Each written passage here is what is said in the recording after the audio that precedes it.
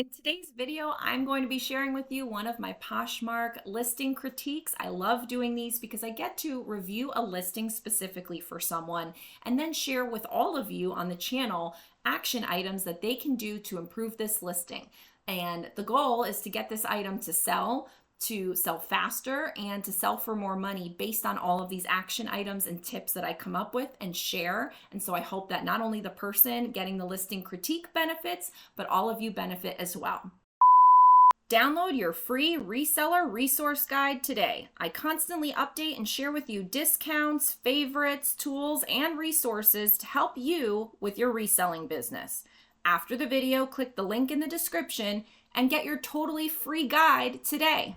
Hi Jenny, thank you so much for following along and following my content and participating in this Poshmark listing critique. I've got a listing here and I'm looking forward to reviewing it for you. So again, thank you so much for participating. I do appreciate it. I'm gonna go ahead and get into this. I'm gonna go through photos and title and description, pricing, and whatever else pops up. And then I'll give you some information at the end as well. So again, thank you so much. Okay, we have a listing here for Jenny.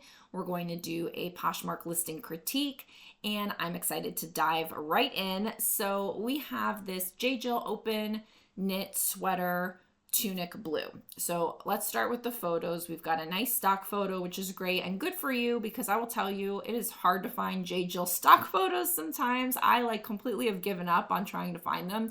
So I think it's great that you have one. Maybe it's gotten easier since I've tried last. I don't know, but good for you for finding one. So yes, that makes it look great. It really shows the color and it shows all of the details of the item. And so it's super helpful. So yay for the stock photo up front. Then we've got a nice full view of the item for the front. I see that you're taking photos in front of what looks like a sheet background. And so if that is the best you have, it's fine. It's pulled as taut as you can. And so it doesn't look as bad as I have seen some. Some of them are wrinkled. Some of them are not pulled taut.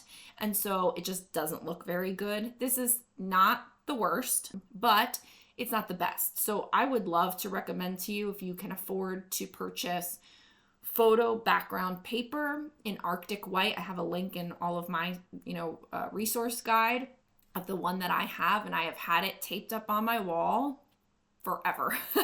And it's lasted so long, and I have removable tape so I can just take it off and it won't hurt the wall.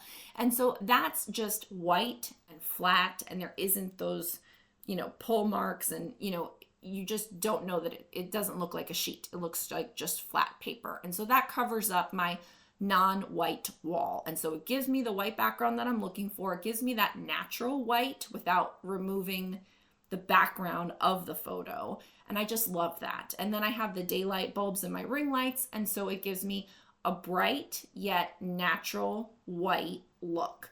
And so my recommendation to you would be some kind of lighting if you're not already using it. It doesn't seem like you are because it's not really bright to me. It looks like you might just be using actual daylight, which can prevent you from working at certain times. It can be inconsistent. And so I just highly recommend anytime you are able to upgrade that you include lighting into your upgrade and some kind of flat white background into your setup if you can.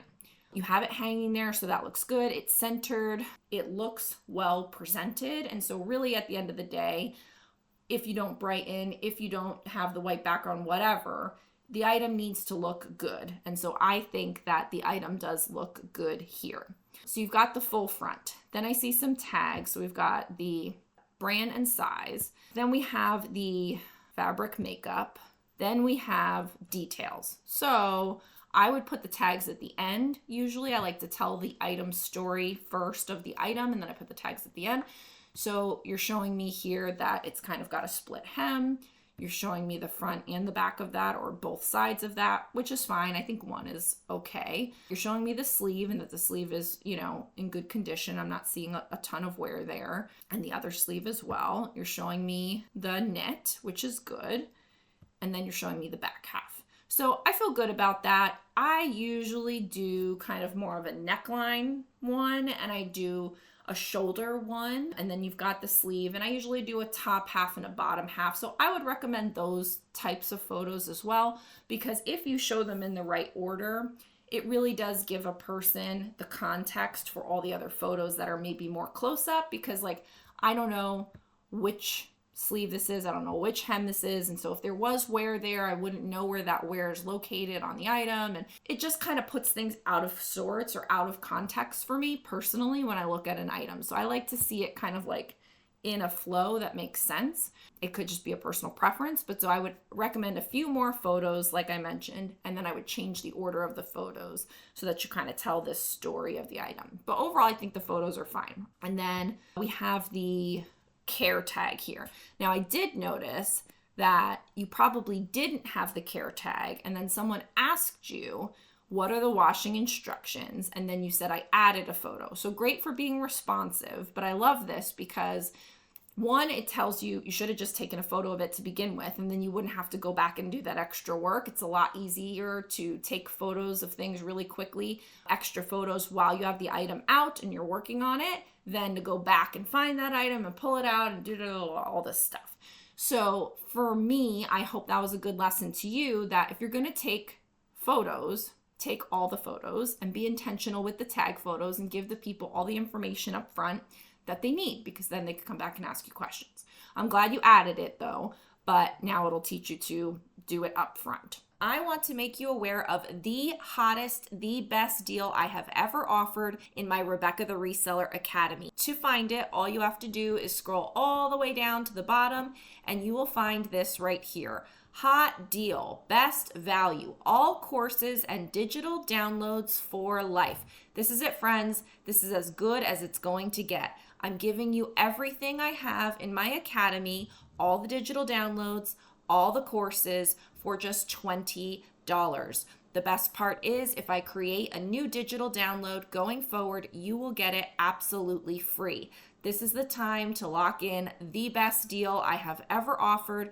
All you have to do is go to Rebecca the Reseller Academy, scroll down to Hot Deal, and purchase it for $20. If you're wondering what comes in this, it's everything. So you're going to get all of my courses, and you're also going to get all of the digital downloads that I've created, including my keywords list, my listing forms, my Poshmark closet signs, everything that I have created, and everything that I ever will create will be yours for literally $20. So the photos in general I think are good. So let's move over to the title and description. So we've got J. Jill open knit sweater tunic blue. So brand, sweater, tunic length, blue, open knit. Okay, so those are all good keywords, all accurate. I think you could probably add more and you would include those in the title, but let's see what you have in the description, because maybe you put them here with keeping like a shorter title, which some people like to do. Also, you don't have size, which I would include. So it's a size extra small, that should be in your title for sure. J. Jill open knit, pullover sweater, tunic, size extra small. Beautiful Aegean blue, Caribbean Tiffany blue, love that. 3/4 sleeves, crew neck, side slits, cotton and nylon.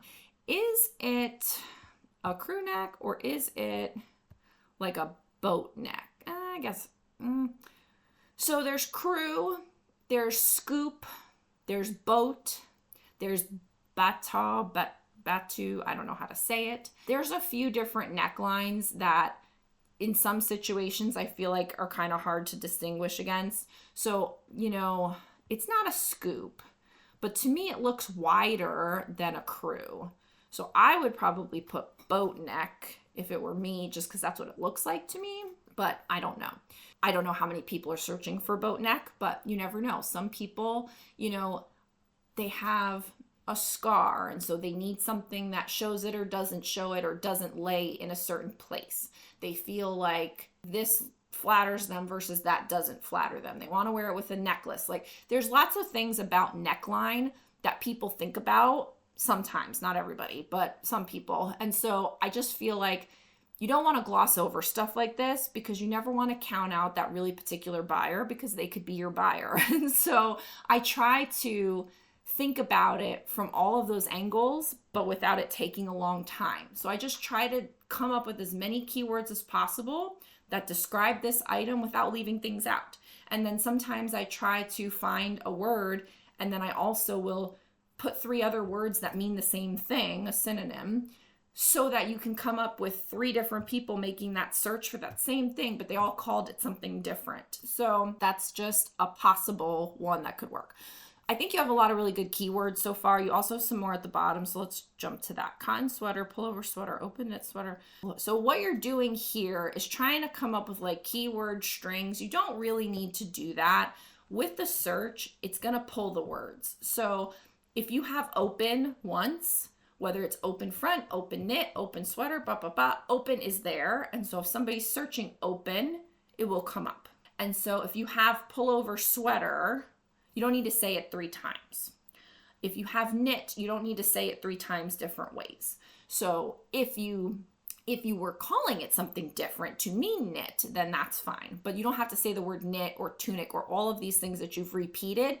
You don't need to do that, especially like the brand over and over again. You're just really wasting your time by typing all of that over and over. It's not doing anything extra. Say J. Jill, say it once somewhere, you're done. Say sweater, say it once somewhere, move on. Say tunic, move on. That's all you have to do. I do like resort, vacation, pool, beach. Love that because it's that kind of vibe and that kind of look. So I'm all for that.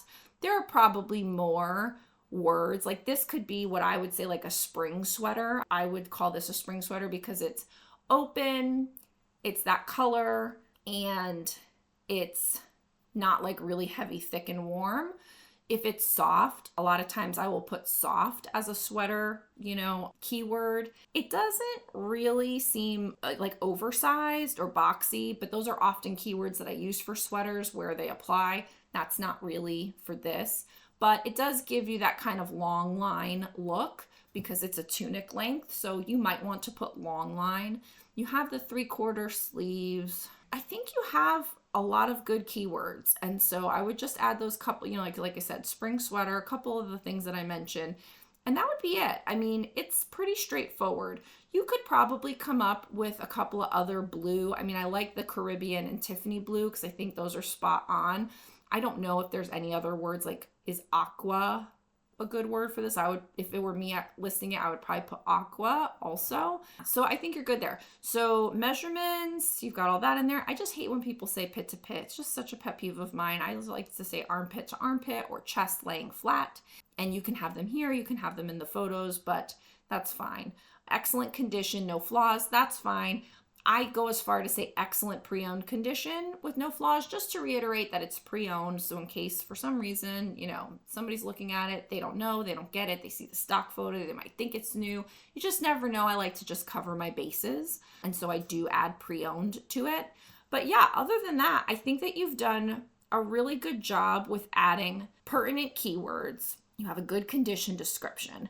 You have good photos. I think you could step it up a little bit with the photos, a little bit with your backdrop. I think you're missing a few keywords, but not many.